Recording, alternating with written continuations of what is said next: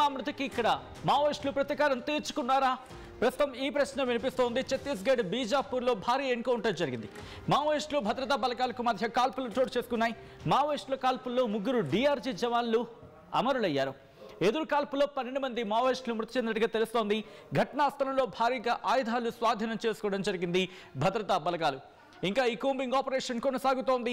కేంద్ర భద్రతా బలగాలు స్థానిక పోలీసుల సాయంతో అక్కడ కూంబింగ్ ఆపరేషన్ ఇంకా కంటిన్యూ అవుతుంది. దానికి సంబంధించిన another big breaking news, big development news మీరు చూడడం జరుగుతుంది RTV స్క్రీన్ మీద. 3 జవాన్లు అమరవ్వడం ప్రస్తుతం ఆ పరిస్థితి అర్థం చేసుకోవచ్చు. ఎందుకంటే మావోయిస్టులు తమ ప్రాబల్యాన్ని కోల్పోతున్నారు. మరి ముఖ్యంగా ఎగ్జిస్టెన్స్ ప్రమాదంలో ఉంది. అంటే మావోయిజం ఇక మరి ముఖ్యంగా మావోయిస్టులు పూర్తిగా అక్కడ క్లియర్ కాబోతున్నారా అని చెప్పి చర్చ జోరందుకుంటున్న తరుణంలో ప్రస్తుతం జరిగిన ఆపరేషన్ కూంబింగ్ ఆపరేషన్లో మరో 12 మంది మావోయిస్టులు హతం కావడం, ఈ ఆపరేషన్ జరుగుతున్న క్రమంలో 3 జవాన్లు అమరులవ్వడం ప్రస్తుతం అక్కడ ఉద్రిక్త వాతావరణం, అక్కడున్న పరిస్థితిని అద్దం పడుతోంది.